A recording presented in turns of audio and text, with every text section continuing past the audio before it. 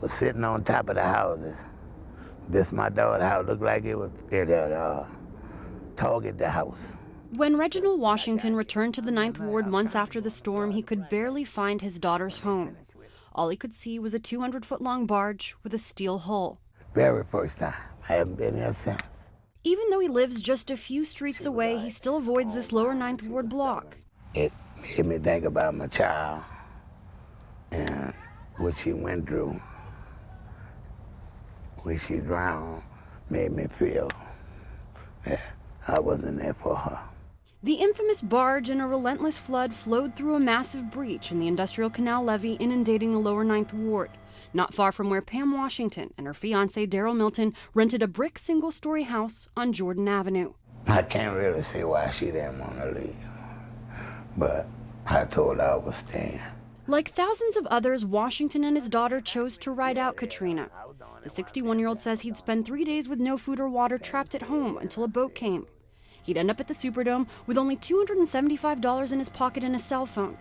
He'd go to Texas to stay with family, only to return 9 months later when the heartbreaking call lit up his cell phone. I'm calling to inform you that they found your child through DNA. Pam's dad says her body was found 5 blocks away from home, here on Lizardi Street. Family members confirm it took about 8 months for DNA tests to come back, confirming her identity. But not all of the victims who were recovered have been identified, 10 years after the storm.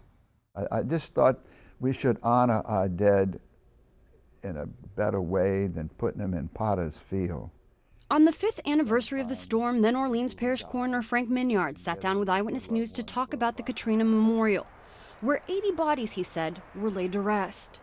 It's an eerily quiet place on Canal Street, designed, as the engraving says, to evoke the shape of a hurricane. These victims were either unclaimed by relatives or never identified. Minyard says more extensive DNA testing is needed, but money allocated by FEMA to the Louisiana Department of Health and Hospitals dried up. It's ludicrous in this day and age to have people unidentified. Now, a decade after the storm, a Wwl-Tv public records request to current coroner Dr. Jeffrey Rouse reveals a total of 30 victims who still remain unidentified.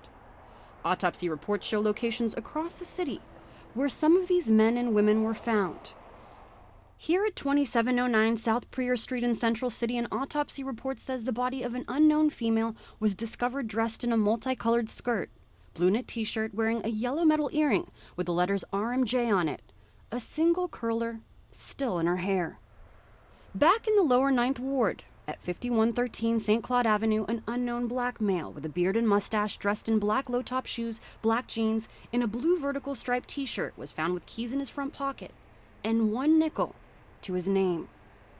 Extremely decomposed bodies with harsh, very harsh conditions. Identifying more than 1,000 bodies was a complicated task. Dr. Louis Cataldi ran the Disaster Mortuary Operational Response Team, which worked out of this temporary morgue in St. Gabriel. Inside the old warehouse, autopsies were performed, DNA collected, x-rays taken to try to ID the dead. But Cataldi confirms medical records lost to floodwaters, badly decomposed bodies, and the collection of DNA samples from relatives who evacuated made that task cumbersome.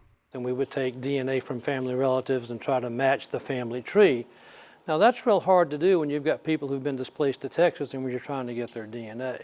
So what about these unidentified bodies honored at this Mid-City Memorial, and their families who never came back or don't know they're here?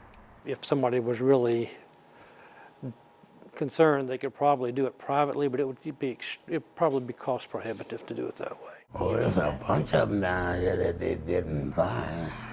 A few months short of Katrina's 1-year anniversary, Pam Washington was buried by her family. Her fiancé Daryl was never found.